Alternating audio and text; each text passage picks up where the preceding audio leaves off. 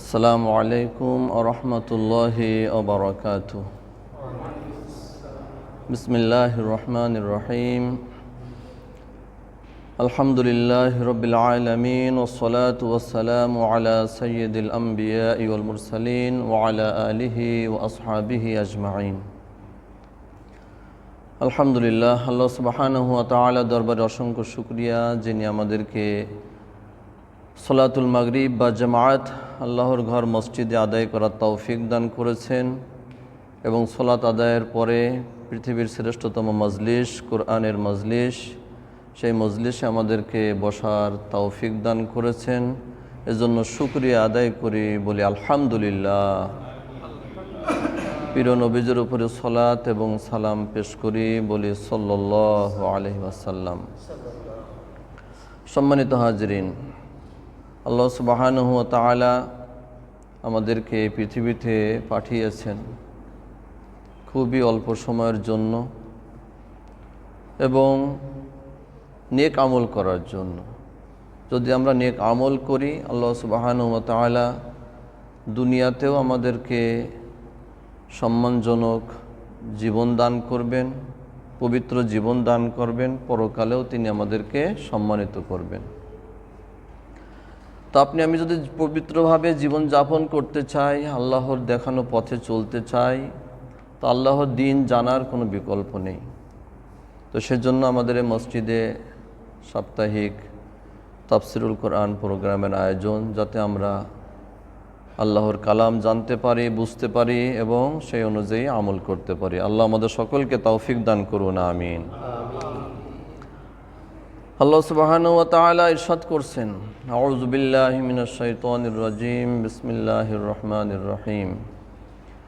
ইন্না লানানসুরু রুসুলানা ওয়াল্লাযীনা আমানু ফিল হায়াতিদ দুনিয়া ওয়া ইয়াওমা ইয়াকুমুল আশহাদ ইয়াওমা লা ইয়ানফাউয যালিমিনা মা'যিরাতুহুম ওয়া লাহুমুল লা'নাতু ওয়া লাহুম সুউদ দার।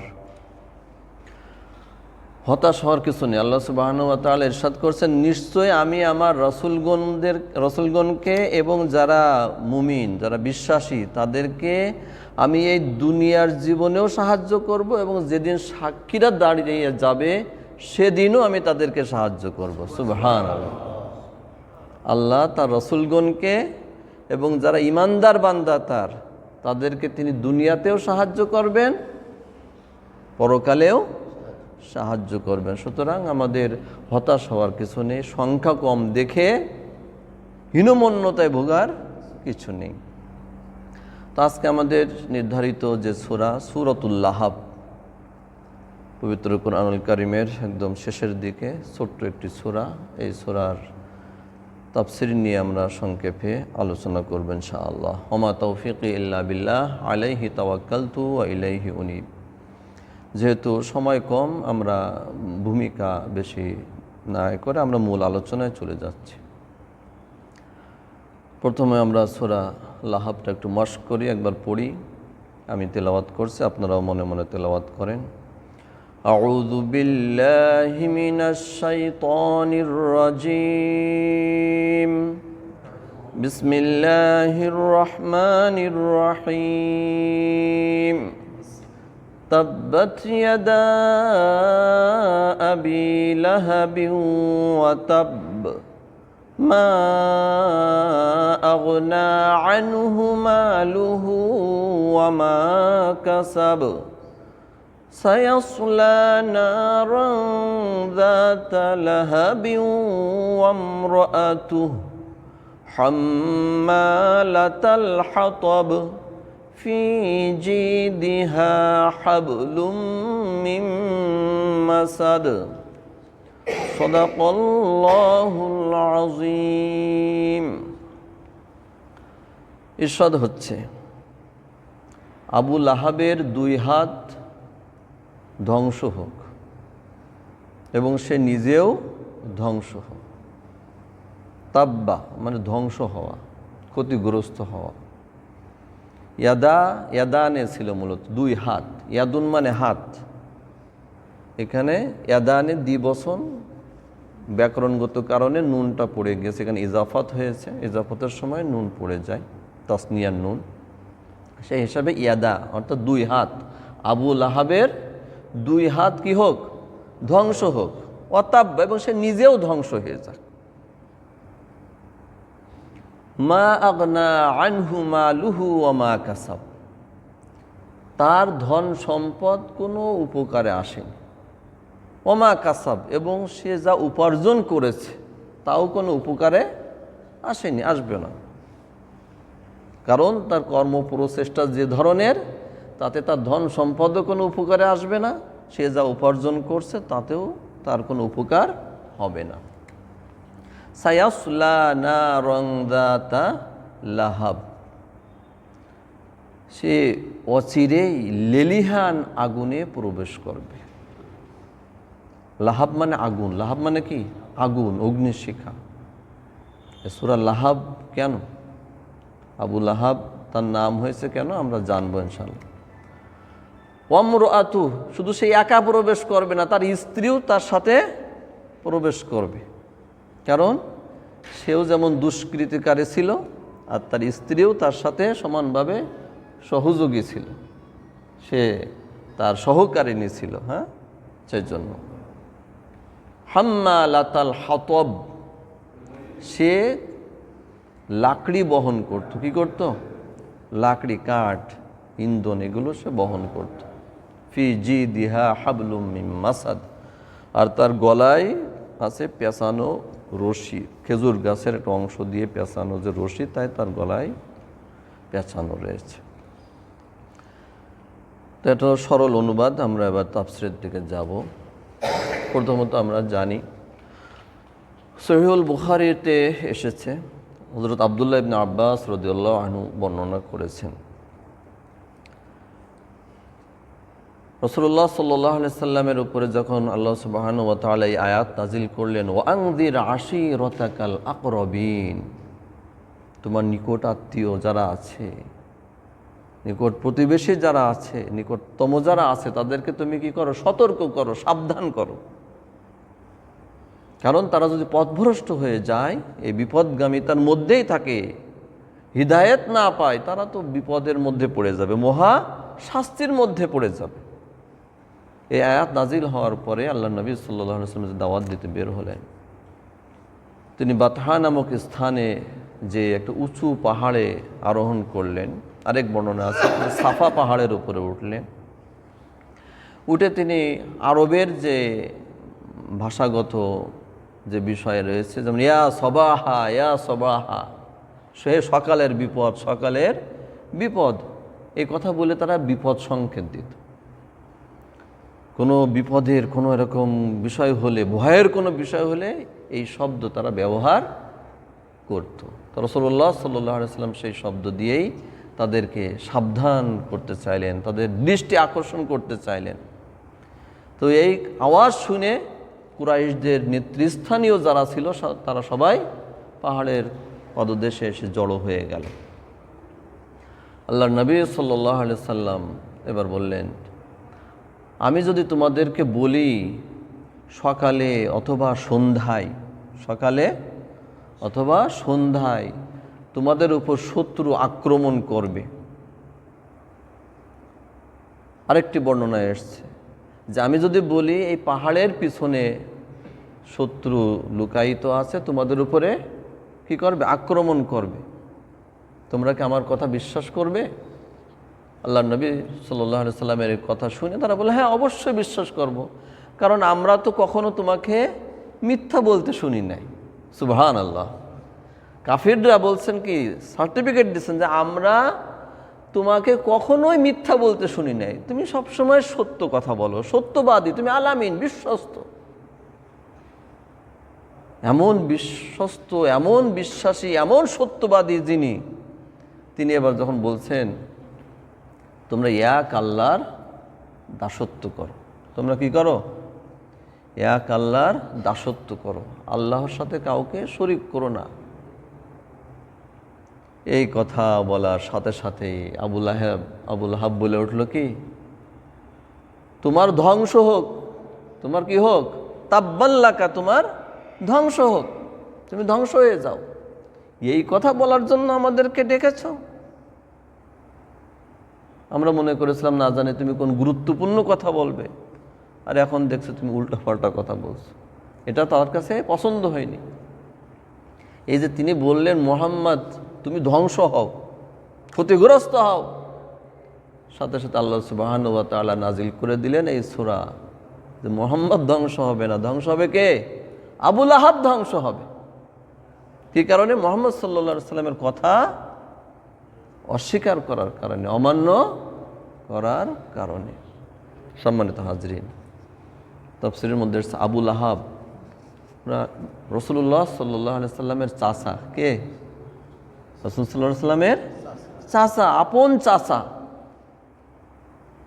রাসূল সাল্লাল্লাহু আলাইহি সাল্লামের আব্বা দিয়ে ওনার চাচারা মোট কয় ভাই ছিলেন? 10 ভাই ছিলেন। কয় ভাই? 10 ভাই ছিলেন। আবু লাহাবের আরেকটি নাম আছে আব্দুল উজ্জা, এটা হলো আসল নাম। আবু লাহাব তার উপনাম, আসল নাম কি? আব্দুল উজ্জা। হ্যাঁ, আব্দুল উজ্জা ছিল। তো আবু লাহাব কেন বলা হতো? লাহাব মানে যে অগ্নিশিখা, অর্থাৎ উনি এমন সুদর্শন ছিলেন, লাল টক টক করতো, মানে হচ্ছে আগুন ফুটে বের হবে এরকম। হ্যাঁ, অনেক সময় আমরা যেমন বলি আরে তোর রূপে যে আগুন জ্বলছে, অনেক সুন্দর কাউকে অনেক সময় এরকম। তারপর অনেক সুন্দর যদি কেউ হয় তাকে আমাদের সমাজে অনেক সময় কেউ মানুষ লাল ভাই বলে বা রাঙা ভাই বলে, এরকম বলে, তাই না? তো এরকম তিনি অত্যন্ত চমৎকার চেহারার অধিকারী ছিলেন। টকটকে ফর্সা, সেরকম চুল, সেরকম দেহ, অত্যন্ত সুদর্শন পুরুষ ছিলেন উনি। সেজন্য আরবিরা তাকে আবু লাহাব বলতো, অগ্নিশিখার বাপ, মানে অর্থাৎ আগুনের মতো চেহারা, অত্যন্ত অসাধারণ চেহারার অধিকারী ছিলেন তিনি, তাই তাকে আবু লাহাব বলা হতো। কিন্তু কাজ আগুনের মতো হয়নি, আচ্ছা ভালোর দিকে হয়নি। সারা জীবন রাসূলুল্লাহ সাল্লাল্লাহু আলাইহি সাল্লামকে কি করেছেন? কষ্ট দিয়েছেন। অথচ রাসূল সাল্লাল্লাহু আলাইহি সাল্লামকে তিনি এত ভালোবাসতেন, এই নবুয়তের দায়িত্ব পালন করার আগ পর্যন্ত আল্লাহ নবীকে তিনি এত ভালোবাসতেন, নবীও তাকে ভালোবাসতেন। রাসূল সাল্লাল্লাহু আলাইহি সাল্লামের জন্মের কথা শুনে তিনি এত খুশি হয়েছিলেন, তার এক দাসী ছিল, সে দাসীকে পর্যন্ত তিনি মুক্ত করে দিলেন, এরকম ভালোবাসতেন। এবং রাসূলুল্লাহ সাল্লাল্লাহু আলাইহি সাল্লামের কন্যা রুকাইয়া এবং উম্মু কুলসুম, এই দুইজনকে আবু লাহাবের 2 ছেলের সাথে বিবাহ দিয়েছিলেন। এত ভালো সম্পর্ক, এত ভালো সম্পর্ক। রাসূল সাল্লাল্লাহু আলাইহি সাল্লামও তাকে অনেক ভালোবাসতেন, চাচা, আপন চাচা, এবং তিনি অনেক এরকম সুদর্শন পুরুষ, নেতৃস্থানীয় ব্যক্তি, তিনিও তার ভাতিজাকে ভালোবাসেন, এত ভালোবাসেন। আবার এরকম আত্মীয়তার সম্পর্ক। চাচার ছেলের সাথে রাসূল সাল্লাল্লাহু আলাইহি সাল্লামের 2 কন্যা বিবাহ দিলেন, কিন্তু যখন তিনি দ্বীন প্রচার করা শুরু করলেন, এরপরে কি করলেন? নিয়ে ছাড়িয়ে দিলেন। তার ছেলের সাথে আর এই সম্পর্ক বৌমার রাখলেন না, তালাক করাই দিলেন। চিন্তা করেন, শুধু এই দ্বীনের কারণ। এজন্য আল্লাহ সুবহানাহু ওয়া তাআলা তার প্রিয় বান্দা মুহাম্মদ সাল্লাল্লাহু আলাইহি সাল্লামের ব্যাপারে যখন সে বদদুয়া করেছে মুহাম্মদ ধ্বংস হোক, এটা আল্লাহ বরদাস্ত করেননি, আল্লাহর সহ্য হয়নি যে আমার প্রিয় হাবিবের যে ধ্বংস কামনা করে সেই তো ধ্বংস হবে, সেই কি হবে? ধ্বংস হবে।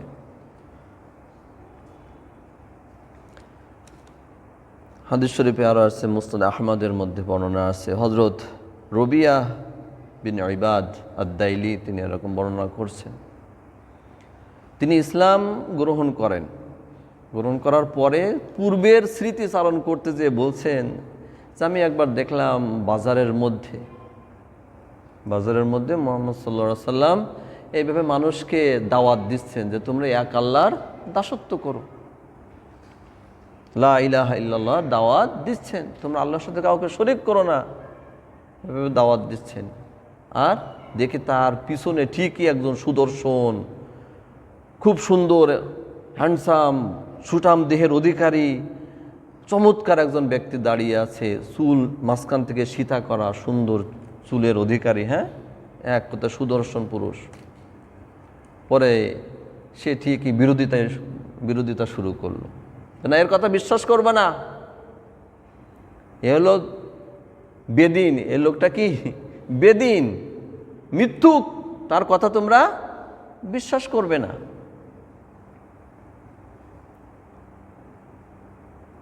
আরেকটি বর্ণনা এরকম এসছে যে রাসূলুল্লাহ সাল্লাল্লাহু আলাইহি ওয়াসাল্লাম এরকমভাবে তিনি মানুষকে ডেকে ডেকে দাওয়াত দিতেন। হযরত আব্দুল্লাহ ইবনে মাসউদ রাদিয়াল্লাহু আনহু থেকে এরকম বর্ণিত যে তিনি মানুষকে ডেকে ডেকে দ্বীনের দাওয়াত দিতেন, ইসলামের দাওয়াত দিতেন।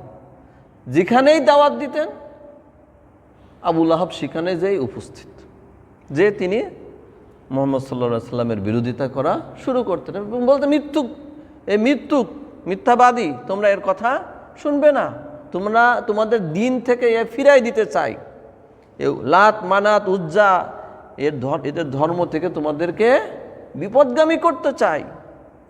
সে পথভ্রষ্ট হয়ে গেছে, তার দিন সে পরিত্যাগ করেছে, সে নতুন ধর্ম নিয়ে এসেছে, সে মিথ্যাবাদী, তোমরা তার কথা শুনবে না।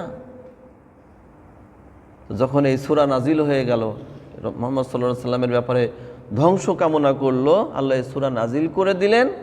সে যখন জানতে পারলো যে এরকমভাবে আমার ব্যাপারে সূরা নাজিল হয়েছে, তখন তার তো অনেক ধন সম্পদ ছিল, বলল যে আমার ভাতিজার কথা যদি সত্যই হয় তাহলে আমি কিয়ামতের দিন আমার এই ধন সম্পদ আমি আল্লাহকে ফিদিয়া হিসাবে দেব, দিয়ে আমি আযাব থেকে মুক্ত হব,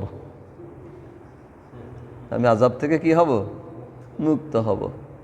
কিন্তু আল্লাহ সুবহানাহু ওয়া তাআলা বলছেন, মা আগনা আনহু মালুহু ওয়া মা কাসাব, না তার ধন সম্পদ, তার উপার্জিত যে যা কিছু আছে এটা তার কোনোই উপকারে আসবে না, কারণ ওই কিয়ামতের দিন, সে ভয়াবহ দিনে কারোর কোনো কিছুই থাকবে না, কেউ কিছু দেওয়ার কোনো সক্ষমতা কারোর থাকবে না। সম্মানিত হাজরিন, দেখেন ইব্রাহিম আলাইহিস সালামের মতো এমন একজন বড় নবী, খলিলুল্লাহ, তিনি পর্যন্ত আল্লাহর কাছে দোয়া করেছেন। সূরাত শুআরার মধ্যে এসেছে, ওয়ালা তুখজিনি ইয়াউমা ইউবআসুন ইয়াউমা লা ইয়ানফাউ মালু ওয়ালা বানুন ইল্লা মান আতাল্লাহা বিকলবিন সালিম। একজন নবী, নবীর আবার সন্তান, তারাও নবী। ইব্রাহিম আলাইহিস সালামের দুই ছেলের নাম কি? ইসমাঈল আলাইহিস সালাম, ইসহাক আলাইহিস সালাম। এরকম সন্তানের যিনি পিতা, যিনি নবী, তিনি আল্লাহকে কি বলছেন, ওয়ালা তুখজিনি ইয়াউমা ইউবআসুন, যেদিনকে মানুষকে পুনরুত্থিত করা হবে, আবার মানুষকে উঠানো হবে, আপনি সেই দিন আমাকে, হে আমার প্রভু, আপনি আমাকে কি করবেন না, অপদস্থ করবেন না, লাঞ্ছিত করবেন না। ইয়াউমা লা ইয়ানফাউ মালু ওয়ালা বানুন, যেদিন ধন সম্পদ, সন্তান সন্ততি কোনোই উপকারে আসবে না,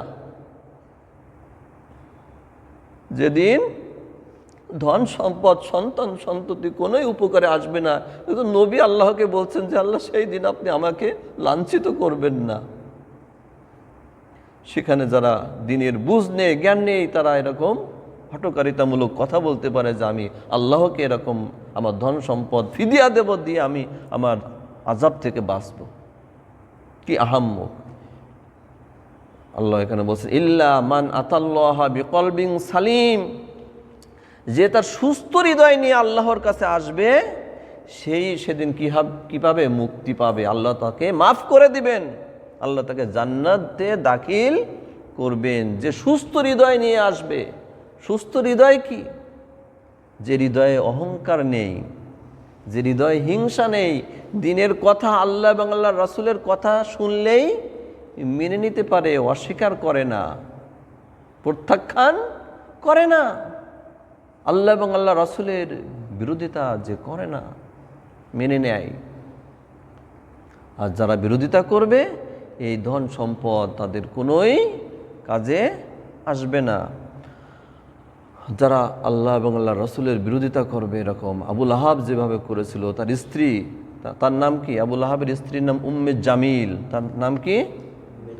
উম্মে জামিল, এটা তার উপনাম। মূলত তার নাম আরওয়া বিনতে হারব বিন উমাইয়া। তিনি আবু সুফিয়ানের বোন ছিলেন। আবু সুফিয়ানের বোন ছিলেন, আবু লাহাবের স্ত্রী। আবু সুফিয়ান তো প্রথম দিকে অমুসলিম ছিলেন, পরে ইসলাম গ্রহণ করেন। আবু সুফিয়ান রাদিয়াল্লাহু আনহু এর বোন ছিলেন উম্মে জামিল, ইনি আবু লাহাবের স্ত্রী। এ বরাবরই দুষ্টু মহিলা ছিল, খারাপ মহিলা ছিল। সে বনে যেয়ে কাঁটাযুক্ত কাঠ সংগ্রহ করত। ডাল আছে না, অনেক ডালপালা আছে, কিছু কিছু গাছের তাতে কাঁটা থাকে। এই কাঁটাযুক্ত ডালপালা বা কাঠ সংগ্রহ করে এনে সে কী করতো, মুহাম্মদ সাল্লাল্লাহু আলাইহি ওয়াসাল্লাম যে সকল রাস্তা দিয়ে যায় সেই রাস্তায় সে বিছাই দিত, যাতে তার পায়ে কাঁটা ফুটে যায়, মুহাম্মদ সাল্লাল্লাহু আলাইহি ওয়াসাল্লাম কষ্ট পায়। এজন্য আবু লাহাব যেমন জাহান্নামে প্রবেশ করবে অচিরাই, তার স্ত্রীও প্রবেশ করবে। সে কাঠ বহনকারী, সে আগুনের যে জ্বালানি এটা সে বহনকারী। দুনিয়ায় যেমন মুহাম্মদ সাল্লাল্লাহু আলাইহি ওয়াসাল্লামকে কষ্ট দিচ্ছে যে কাঠ বহন করছে, এটা মূলত মুহাম্মদ সাল্লাল্লাহু আলাইহি ওয়াসাল্লামকে কষ্ট দেওয়ার কাঠ হলো না, এটা সে নিজেকে এবং নিজের স্বামীকে পুরানোর যে জাহান্নামের ইন্ধন, যে জ্বালানি, তাই সে সংগ্রহ করছে। এই সূরার কথা শুনে সে মুহাম্মদ সাল্লাল্লাহু আলাইহি ওয়াসাল্লামের দিকে তেড়ে আসতে লাগলো। তখন তিনি কাবা ঘরে বসে আছেন। আয়েশা রাদিয়াল্লাহু আনহা বর্ণনা করছেন যে তখন আমার পিতা আবু বকর রাদিয়াল্লাহু আনহু তার পাশে। সে আসছে খুব অন্যরকমভাবে, কারণ সে দাজ্জাল মহিলা, খারাপ মহিলা। আবু বকর রাদিয়াল্লাহু আনহু তো নরম মনের মানুষ, তিনি দেখে একটু ভয় পেলেন যে আল্লাহর নবী ওই দেখ, সে তো আসছে। তিনি বললেন, না, চিন্তার কিছু নেই, তুমি চিন্তা করো না, আমার রব তো দেখছেন সব, তিনি কি করবেন, ব্যবস্থা নেবেন, কোনো সমস্যা নেই। একথা বলে তিনি কোরআনের এই আয়াত তিলাওয়াত করলেন। সূরা বানী ইসরাঈলের মধ্যে আছে, ওয়াইদা ক্বরা'তাল কুরআনা জাআলনা বাইনাকা ওয়া বাইনাল্লাযীনা লা ইউমিনুনা বিল আখিরাতি হিজাবাম মাসতুরা। সুবহানাল্লাহ। ওয়াইদা ক্বরা'তাল কুরআনা, যখন তুমি কোরআন পাঠ করবে, কি করবে, যখন তুমি কোরআন পাঠ করবে, জাআলনা বাইনাকা ওয়া বাইনাল্লাযীনা লা ইউমিনুনা বিল আখিরা, আপনার মাঝে এবং যারা আখিরাতে বিশ্বাস করে না তাদের মাঝে আমি স্থাপন করে দেব হিজাবাম মাসতুরা, গোপন পর্দা। সুবহানাল্লাহ। এই তেলাওয়াত করতে লাগলেন। আবু লাহাবের স্ত্রী আসলো, এসে আবু বকর রাদিয়াল্লাহু আনহুকে বলছেন, কই তোমার সে সাথী নাকি আমার নামে বদনাম করছে, কোথায় সে, আমার নামে নাকি কবিতা তৈরি করে আমার দুর্নাম করে বেড়াচ্ছে। বলছেন, না, এই ঘরের মালিকের কসম, মুহাম্মদ সাল্লাল্লাহু আলাইহি ওয়াসাল্লাম তোমার নামে কখনো বদনাম করেনি, কোনো বাজে কথা তোমার নিয়ে বলেনি। সে এই টাইপের লোক সে না, সে কারোর নামে কুৎসা রটনা করে না। এ কথা শুনে মুহাম্মদ সাল্লাল্লাহু আলাইহি ওয়াসাল্লাম কিন্তু আবু বকর রাদিয়াল্লাহু আনহুর পাশেই আছে, কিন্তু সে দেখতে পাচ্ছে না। সুবহানাল্লাহ। দেখতে পাচ্ছে না। আল্লাহ দেখার মাঝখানে প্রতিবন্ধকতা তৈরি করে দিয়েছেন। যখন সে চলে যাচ্ছে বলছে, হ্যাঁ, বলবে কি করে, বলছে সে তো কুরাইশরা জানে আমি কার মেয়ে, সবাই জানে আমি কার মেয়ে, মানে ভাব নিচ্ছে লিডারের মেয়ে, আবু সুফিয়ানের বোন, আবার আবু লাহাবের স্ত্রী। এরকম মক্কার কুরাইশদের যে নারীরা ছিল, সে নারীদের লিডার ছিল এই আবু লাহাবের স্ত্রী, মহিলা নেত্রী। আমাদের সমাজেও আছে না মহিলা নেত্রী, দাজ্জাল টাইপের, কথাবার্তায় অন্যরকম, এও এরকম ছিল। তখন ভাব নিতে নিতে সে চলে গেল। সম্মানিত হাজরিন, দেখেন আল্লাহ সুবহানাহু ওয়া তাআলা এই জন্য কোরআনে ইরশাদ করছেন, লিউহিক্কাল হাক্কা ওয়া ইউবতিলাল বাতিলা ওয়ালাউ কারিহাল মুজরিমুন। আল্লাহ সত্যকে সত্য হিসাবেই প্রমাণিত করতে চান, ওয়া ইউবতিলাল বাতিলা, এবং বাতিল যেটা সেটা বাতিল হিসেবেই তিনি প্রমাণ করতে চান। ওয়ালাউ কারিহাল মুজরিমুন, যদিও অপরাধীরা এটা পছন্দ করে না। অর্থাৎ আল্লাহ সত্যকে প্রতিষ্ঠিত করতে চান, জানিয়ে দিতে চান, যেটা মিথ্যা সেটাও মিথ্যা হিসাবে জানিয়ে দিতে চান এবং প্রমাণ করে দিতে চান আল্লাহ সুবহানাহু ওয়া তাআলা।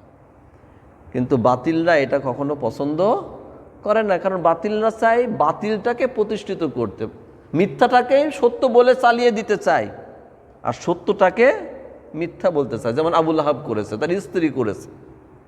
মুহাম্মদ সাল্লাল্লাহু আলাইহি ওয়াসাল্লাম দাওয়াত দিচ্ছেন, সত্যের দাওয়াত, তারা বলছে এটা সত্য কথা না, এটা মিথ্যা কথা। এটা কি মিথ্যা কথা? মুহাম্মদ সাল্লাল্লাহু আলাইহি ওয়াসাল্লাম মিথ্যা কথা বলছেন, নাউযুবিল্লাহ। আসলে কি তাই? মুহাম্মদ সাল্লাল্লাহু আলাইহি ওয়াসাল্লাম কি মিথ্যা কথা বলছিলেন? বলেননি, সত্য কথা বলেছেন।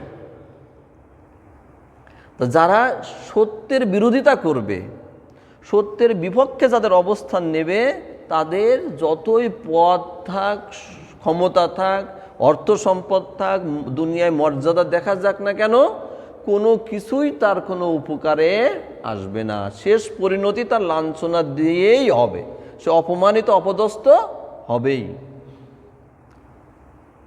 আবু লাহাব রাসূলুল্লাহ সাল্লাল্লাহু আলাইহি সাল্লামের কি চাচা ছিলেন, আপন চাচা।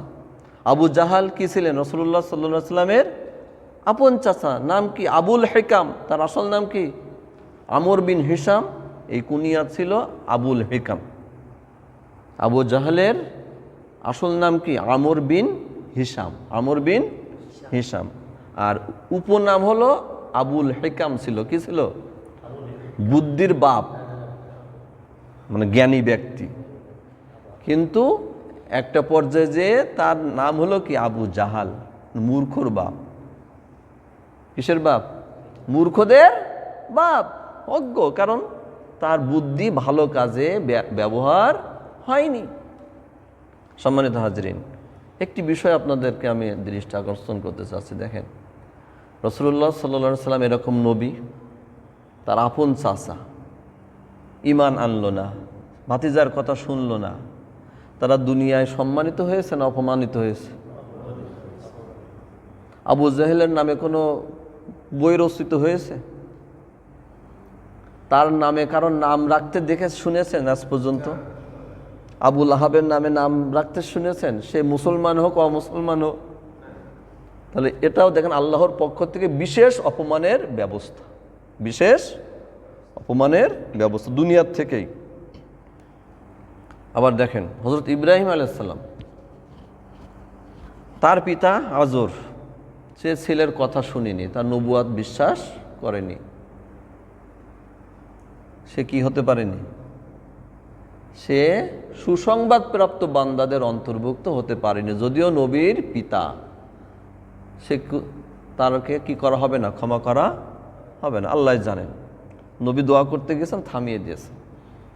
আল্লাহ বলেছেন সে পথভ্রষ্টদের অন্তর্ভুক্ত। ইন্নাহু কানা মিনাদ দাল্লিন। তিনি নিজেই আল্লাহর কাছে দোয়া করছেন যে আপনি তাকে ক্ষমা করুন, সে তো পথভ্রষ্টদের অন্তর্ভুক্ত। কিন্তু যে শিরিকের মধ্যে থাকবে, আল্লাহ তাকে কি করবেন না? সে তওবা না করলে ক্ষমা করবেন না।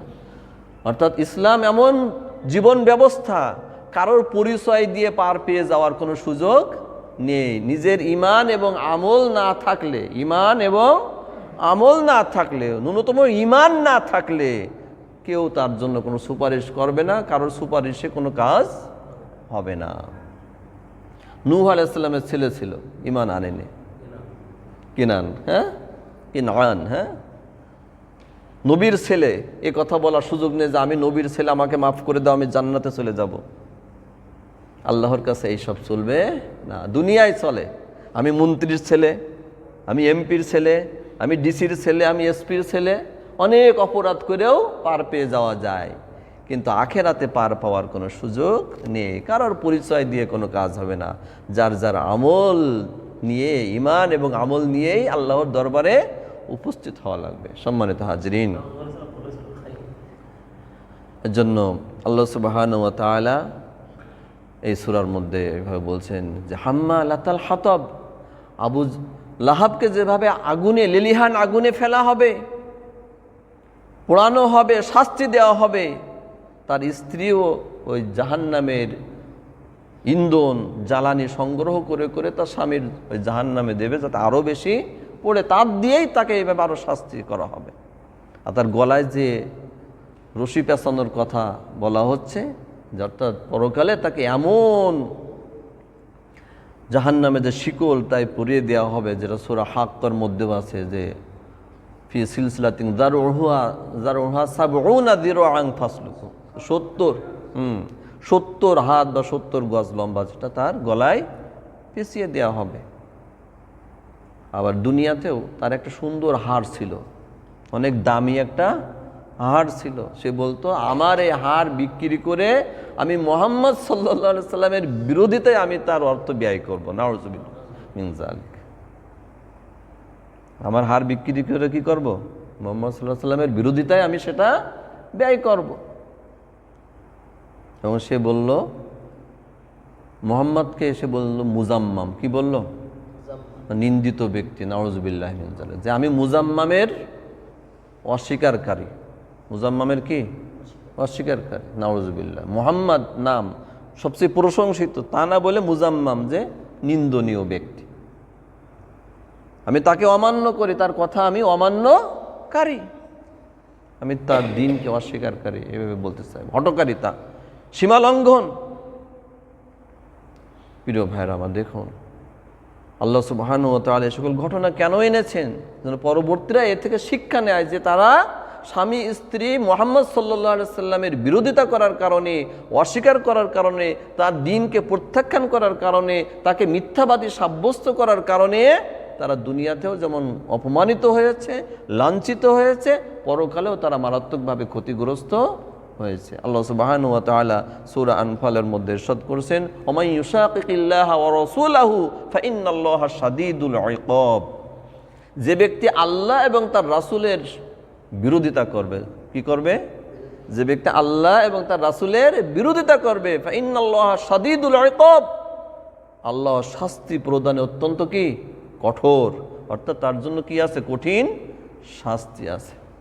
সম্মানিত হাজরিন, তো যারা মূলত কুফরি করে, অস্বীকার করে, তারাই মূলত আল্লাহর পথে বাধা দেয়। নিজেরাও যেমন মানবে না, অপরকেও বাধা দেয়। আল্লাহর নবী সাল্লাল্লাহু আলাইহি ওয়াসাল্লামের চাচারা দেখেন, কিছু চাচা ইসলাম গ্রহণ করলেন, আবার ইসলাম গ্রহণ করলেন না, কিন্তু রাসূলুল্লাহ সাল্লাল্লাহু আলাইহি ওয়াসাল্লামের কাজে বাধা দেননি, আরও সহযোগিতা করেছেন, কিন্তু নিজে গ্রহণ করেননি। আর এই আবু লাহাব আর আবু জাহাল ছিল, নিজেরা তো গ্রহণ করেননি, অন্যরা যাতে গ্রহণ না করে সারা জীবন সেই চেষ্টা সাধনা তারা করে গিয়েছে, বাধা দিয়ে গিয়েছে। এজন্য আল্লাহ বলে দিলেন যে যারা আল্লাহ এবং আল্লাহর রাসূলের বিরোধিতায় লিপ্ত হবে, আল্লাহ তাদেরকে কঠিন শাস্তি দিবেন। যেমন সূরা মুহাম্মাদের শুরুতে আল্লাহ বলেন, আল্লাযীনা কাফারু ওয়া সাদ্দু আন সাবিলিল্লাহি আদাল্লা আমালাহুম। যারা কুফরি করেছে এবং আল্লাহর রাস্তা থেকে বাধা প্রদান করেছে, আল্লাহ তাদের আমল সমূহ বিনষ্ট করে দিয়েছেন। তাদের কোনো ভালো কাজ থাকলেও সব কি হয়ে যাবে? নষ্ট হয়ে যাবে। আল্লাহর রাস্তা থেকে যারা বাধা দেবে তারা কাফির। তারা কি?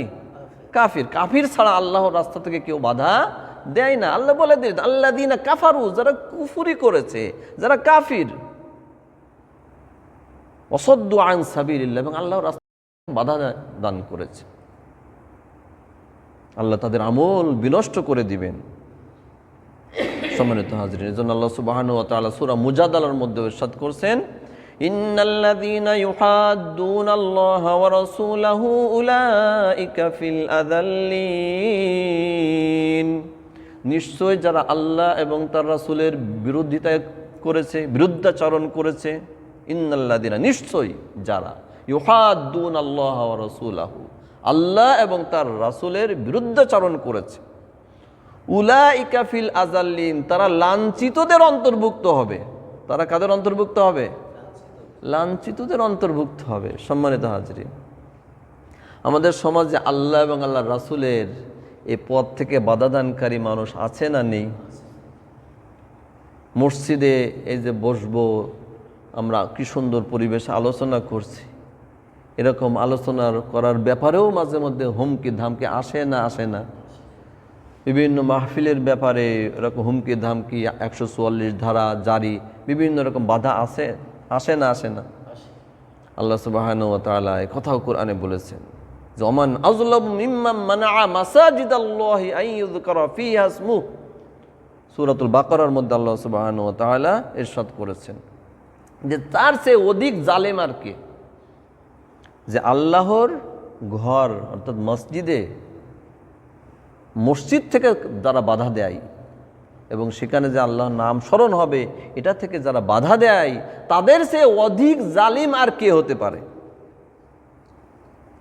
লাহুম আযাবুন ফিল হায়াতিদ দুনিয়া, আল্লাহ সুবহানাহু ওয়া তাআলা বলছেন লাহুম ফিদ দুনিয়া খিজয়ুন ওয়া লাহুম ফিল আখিরাতি আযাবুন আযীম, যে দুনিয়ার জীবনে তাদের জন্য আছে লাঞ্ছনা। দুনিয়ার জীবনে তাদের জন্য কি আছে? লাঞ্ছনা আছে, অপমান আছে, অপদস্থ আছে। ওয়া লাহুম ফিল আখিরাতি আযাবুন আযীম, এবং আখিরাতে তাদের জন্য আছে মহাশাস্তি। আযাবুন আযীম, মহাশাস্তি। সূরাতুল বাকারার 114 নম্বর আয়াতে আল্লাহ স্পষ্ট বলেছেন। অর্থাৎ আল্লাহর ঘরে আসা যাওয়া থেকে, আল্লাহর ঘরে দিন শিক্ষা, আল্লাহর ঘরে আল্লাহর স্মরণ করা, আল্লাহর নিয়ে আলোচনা করা, দিনের আলোচনা করা, নামাজ কালাম করা, এই সকল বিষয় থেকে যারা কি করে? বাধা দান করে, আল্লাহ তাদেরকে সবচেয়ে বড় জালিম বলেছেন। কি বলেছেন? সবচেয়ে বড় জালিম বলেছেন।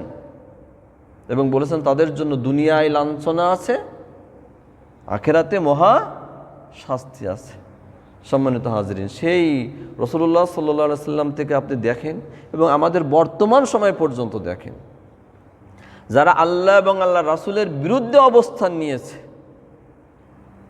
যারা আল্লাহ এবং আল্লাহ রাসূলের বিরুদ্ধে অবস্থান নিয়েছে, আল্লাহ দ্বীনের বিরুদ্ধে অবস্থান নিয়েছে, বাধা দিয়েছে দিন মানা থেকে, দিন প্রসার থেকে, এবং যারা এই দ্বীনের কাজ করতে গিয়েছে তাদেরকে অপমানিত করেছে, লাঞ্ছিত করেছে, কষ্ট দিয়েছে, হামলা করেছে, মামলা করেছে, একটা পর্যায়ে যে আল্লাহ তাদেরকে লাঞ্ছিত করেছেন না করেননি? আল্লাহ অবশ্যই তাদেরকে কি করেছেন? লাঞ্ছিত করেছেন, চরমভাবে লাঞ্ছিত করেছেন, অপমানিত করেছেন যুগে যুগে। দুনিয়াতেও তারা যেমন ঘৃণিত, অপমানিত, অপদস্থ হয়েছে, আখেরাতে আরও মহা অপমানিত হবে, অপদস্থ হবে এবং মহা শাস্তির মুখোমুখি হবে। সম্মানিত হাজরিন, আল্লাহ সুবহানাহু ওয়া তাআলা এর জন্য পবিত্র কোরআনে বিভিন্নভাবে আমাদেরকে জানিয়ে দিচ্ছেন। যেমন ওয়ালাকাদ আনজালনা ইলাইকা আয়াতিম বাজ্জিনাত ওমা ইয়াকফুরু বিহা ইল্লাল ফাসিকুন। আল্লাহ এই যে কোরআনের আয়াতসমূহ স্পষ্টভাবে আল্লাহ নবী সাল্লাল্লাহু আলাইহি সাল্লামের উপরে বর্ণনা করেছেন, নাজিল করেছেন। বলছেন তোমার কাছে আমি কি সুস্পষ্ট প্রমাণ আদি আমি নাজিল করেছি। ওমা ইয়াকফুরু বিহা ইল্লাল ফাসিকুন, যারা ফাসিক তারা ছাড়া এটাকে কেউ অস্বীকার করে না। আল্লাহ যে সুস্পষ্ট তার নিদর্শন সমূহ নাজিল করেছেন মুহাম্মদ সাল্লাল্লাহু আলাইহি সাল্লামের উপরে, এটা যারা ফাসিক, যারা পাপিষ্ট, অপরাধী, তারা ছাড়া এটাকে কেউ অস্বীকার করে না। সম্মানিত হাজরিন, এই জন্য আল্লাহ সুবহানাহু ওয়া তাআলা সূরা লাহাবের মধ্যে এভাবে বলে দিলেন যে আবু লাহাব যেভাবে মুহাম্মদ সাল্লাল্লাহু আলাইহি সাল্লামকে কষ্ট দিয়েছে, তার এই দিন প্রসারের কাজে বাধা দিয়েছে, তার স্ত্রী বাধা দিয়েছে, এজন্য আবু লাহাব ধ্বংস হয়েছে, অপমানিত হয়েছে, অপদস্থ হয়েছে। তার ধন সম্পদ, তার উপার্জিত কোনো কিছুই তার কোনো উপকারে আসেনি, কখনো আসবেও না। এবং সে যে চেষ্টা করেছে, সাধনা করেছে যে কাজে, এটা সব ব্যর্থ হয়ে গেছে। আর এই কারণ সে যে চেষ্টা করেছে, তার দুই হাত ধ্বংস মানে কি, সেই হাত দ্বারা যে চেষ্টা করেছে, যে সাধনা করেছে, সব কি ভুল সাধনা করেছে। সে সত্যের পথে প্রতিবন্ধকতা তৈরি করেছে। মুহাম্মদ সাল্লাল্লাহু আলাইহি সাল্লাম সত্যের বাণীর প্রচারক ছিলেন, সে সত্য প্রচার করতে তিনি বাধা সৃষ্টি করেছেন। সেটা মুখ দিয়ে করেছেন, হাত দিয়ে করেছেন, নানাভাবে করেছেন। তার স্ত্রী তাকে সর্বোচ্চভাবে সহযোগিতা করেছে, মুহাম্মদ সাল্লাল্লাহু আলাইহি সাল্লামের নামে নিন্দা করে বেরিয়েছে, তারকে কষ্ট দিয়েছে, তার রাস্তায় কাঁটা দিয়েছে। এইভাবে তারা স্বামী স্ত্রী মিলে মুহাম্মদ সাল্লাল্লাহু আলাইহি সাল্লামের এই আল্লাহর দ্বীন প্রচারের কাজে বাধা প্রদান করেছে। আল্লাহ সুবহানাহু ওয়া তাআলা ঘোষণা দিলেন যে তার ধন সম্পদ, তার উপার্জন করা যা কিছু আছে না কেন, এটা তার যেমন দুনিয়াতেও কাজে লাগবে না, আখিরাতেও তার কোনো কাজে লাগবে না, লাগেনি, লাগবেও না। এবং অচিরেই সে এবং তার স্ত্রী লেলিহান আগুনে প্রবেশ করবে, কারণ সে এভাবে লাকড়ি বহন করবে এবং তার গলায় এভাবে জাহান্নামের যে শিকল, এটা পেঁচিয়ে দেওয়া হবে। বলা হচ্ছে, একটি বর্ণনা আছে যেরকম শিকল পেয়েছি, ওই শিকল ধরে টানতে টানতে টানতে টানতে জাহান্নামের কিনারা এনে তারপরে সেটা লুজ করে ঢিলা করে তাকে জাহান্নামের গভীর তলদেশে তাকে নিক্ষেপ করে দেয়া হবে। সম্মানিত হাজিরিন, এই সূরা থেকে আমাদের জন্য অনেক শিক্ষা আছে, মেসেজ আছে যে আল্লাহ এবং আল্লাহ রাসূলের বিরুদ্ধে যদি আপনি আমি অবস্থান নিই, তাহলে নিশ্চিতভাবে জেনে রাখেন যে আপনার আমার জন্য দুনিয়ায় লাঞ্ছিত হওয়া অপেক্ষা করছে। আল্লাহ আপনাকে আমাকে অপদস্থ করবেনই, কেউ বাঁচাতে পারবে না, কেউ বাঁচাতে পারবে না, এটা আল্লাহর ওয়াদা। যারা আল্লাহর দ্বীনের বিরুদ্ধে অবস্থান নেবে, সত্যের পথে যারা বাধা দেবে, আল্লাহর দ্বীন প্রচার প্রতিষ্ঠার কাজে যারা কি করবে, বাধা দেবে, আল্লাহ তাদেরকে লাঞ্ছিত করবেনই। এবং এটা চলমান আছে, এই প্রক্রিয়াটা কি চলমান আছে। আমি এই জন্য বললাম যে বর্তমান সময় পর্যন্ত যদি আপনি আমি একটু বিবেকের চোখ দিয়ে দেখি, মনের চোখ দিয়ে দেখি, একটু খেয়াল করি, আপনার আমার সামনে অসংখ্য উদাহরণ রয়েছে। যখন যারাই পাওয়ারে থাকছে, দুর্নীতি করবে, খারাপ কাজ করবে, কিন্তু আপনি আমি বলতে পারবো না, কোরআন হাদিসের কথা বলতে পারবো না, বললে অসুবিধা। অন্যায় করার কি দরকার? তাহলে আবার বলা হচ্ছে গণতন্ত্র। এগুলো আমাদের সব ধোঁকা দেওয়া হচ্ছে। গণতন্ত্র বলে কি দেওয়া হচ্ছে? ধোঁকা দেওয়া আছে। গণতন্ত্র শুধু পাওয়ারফুল যারা তাদের জন্য, অন্যদের জন্য না। যখন যারা পাওয়ারে থাকবে, এখন যখন আমেরিকা পাওয়ারে আছে, গণতন্ত্র তার জন্য, আর কারোর জন্য গণতন্ত্র না। সে যেখানে খুশি হামলা করবে, সে স্বাধীনতা আছে। যেখানে খুশি যে দেশের প্রধানমন্ত্রী হোক, রাষ্ট্রপতি হোক, সে তুলে নিয়ে আসবে, হত্যা করে ফেলবে। এই গণতান্ত্রিক অধিকার একমাত্র আমেরিকার আছে, কারণ সে পাওয়ারে আছে। এই গণতন্ত্র মূলত মিথ্যাচার, এটা ধোঁকা। সাধারণের জন্য আপনার আমার বলার স্বাধীনতা নেই, করার স্বাধীনতা নেই। তার দিন সে মানবে, মুসলমানরা মুসলমানদের দিন মানবে, কিন্তু মুসলমানদের দিন মানতে দেওয়া হবে না। তাহলে কিসের গণতন্ত্র, কিসের স্বাধীনতা? তাই না? আপনার ধর্ম আপনি মানছেন, আপনি খ্রিস্টান ধর্মের অনুসারী মানছেন, আমরা তো বাধা দিতে যাচ্ছি না। কিন্তু আপনার এখানে অসুবিধা কি? আপনি আমাদের বাধা দিতে আসছেন, আপনি আমাদেরকে হত্যা করছেন। কেন? আমরা তো আপনাদেরকে হত্যা করতে যাচ্ছি না।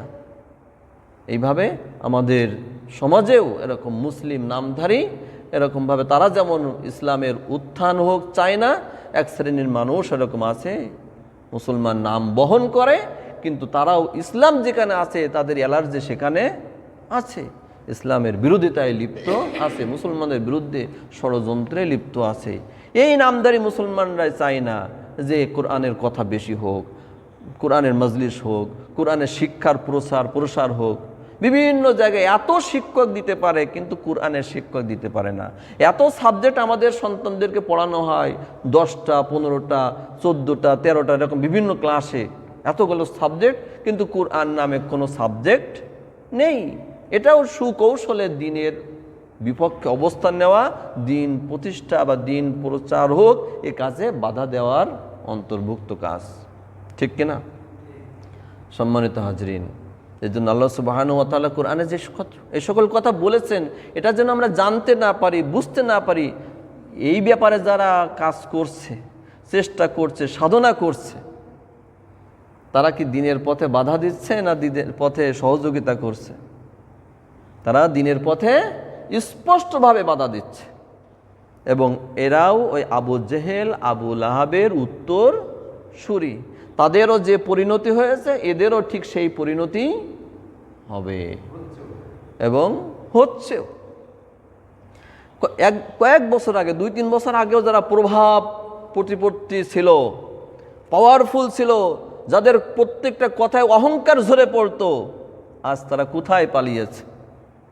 কত লাঞ্ছিতভাবে তারা দেশ থেকে বিতাড়িত হয়েছে, পলায়ন করেছে। সম্মানিত হাজরিন, এগুলো থেকে আমাদের চোখের সামনে এরকম অসংখ্য উদাহরণ আছে যে আল্লাহ এবং আল্লাহ রাসূলের বিরুদ্ধে যারা অবস্থান নিয়েছে, আল্লাহ যুগে যুগে তাদেরকে কি করেছেন? লাঞ্ছিত করেছেন, অপমানিত করেছেন, অপদস্থ করেছেন।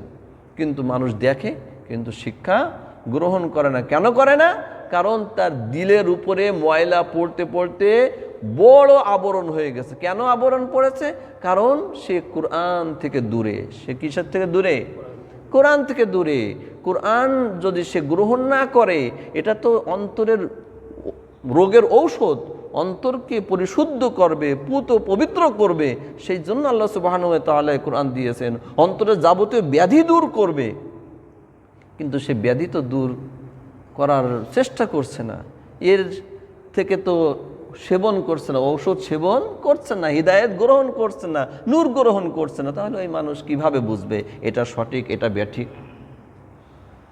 সম্মানিত হাজরিন, তা আসুন আজকের আমরা এটা থেকে মূলত শিক্ষা যে আল্লাহ এবং তার রাসূলের বিরোধিতাকারী যারা হবে তারা যুগে যুগে ধ্বংস হয়েছে এবং ধ্বংস ভবিষ্যতেও ধ্বংস হবে, এবং পরকালে তাদের জন্য আছে মহা শাস্তি।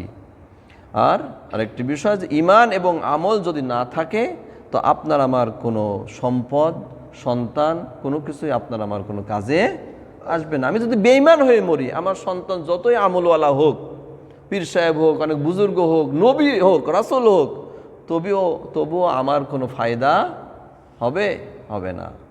ঈমান এবং আমল নিজের থাকা জরুরি। সম্মানিত হাজরিন, তা আসুন আমরা আজকে এই সূরাতুল লাহাব থেকে এই শিক্ষা গ্রহণ করি যে জীবনে যতদিন আমরা বেঁচে থাকবো আল্লাহর দ্বীনের কখনো বিরুদ্ধে অবস্থান নেব না, আল্লাহর দ্বীনের পক্ষে থাকবো সবসময়, সত্য এবং সুন্দরের পক্ষে অবস্থান নেব। তাই মানুষ আমার প্রতি খুশি থাক আর অখুশি থাক, আমি আল্লাহকে রাজি খুশি করার জন্য আল্লাহ এবং আল্লাহর রাসূলের আনুগত্য করব। আর আল্লাহ রাসূলের আনুগত্য যদি না করি, অবাধ্যতা করি, আপনি আমি পথভ্রষ্ট হয়ে যাব। আল্লাহ বলছেন, ওমাই ইয়াসিল্লাহ ওয়া রাসূলাহু ফাকাদ দাল্লা দালালাম বাঈদা। যে ব্যক্তি আল্লাহ এবং তার রাসূলের বিরুদ্ধে চলবে, অবাধ্যতা করবে, সে স্পষ্ট পথভ্রষ্ট হয়ে যাবে। পথভ্রষ্ট হয়ে অনেক দূরে চলে যাবে, সে একদম ভ্রষ্টতায় নিমজ্জিত হয়ে যাবে। তাই আসুন আমরা আল্লাহ এবং আল্লাহ রাসূলের আনুগত্যের মাধ্যমে এবং এই সকল কোরআনে আল্লাহ যে সকল নাফরমান, যে সকল কাফির মুশরিক যারা ক্ষতিগ্রস্ত হয়েছে ইসলামের বিরোধিতা করে, আল্লাহ এবং আল্লাহ রাসূলের বিরোধিতা করে যারা ক্ষতিগ্রস্ত হয়েছে, আমরা তাদের এই জীবন থেকে শিক্ষা নিয়ে আমরা সতর্ক হয়ে যাই, সাবধান হয়ে যাই, অন্যদেরকেও সাবধান করি। আল্লাহ সুবহানাহু ওয়া তাআলা আমাদের সকলকে আজকের এই আলোচনা থেকে যেন আমরা সবাই শিক্ষা নিতে পারি এবং সেইভাবে জীবন পরিচালনা করতে পারি। আল্লাহ সুবহানাহু ওয়া তাআলা আমাদের সকলকে দুনিয়াতেও মুক্তি দান করুন, আখেরাতেও আমাদেরকে মুক্তি দান করুন এবং আমাদের সকলকে বিনা হিসাবে নাজাতের বা জান্নাতের ফয়সালা করুন বলে আল্লাহুম্মা আমিন। সকলকে অনেক অনেক শুকরিয়া। আল্লাহ সুবহানাহু ওয়া তাআলা আমাদের সকলকে কবুল করুন, আমিন। ওয়া আখিরু দাওয়ানা আনিল হামদুলিল্লাহি রাব্বিল আলামিন।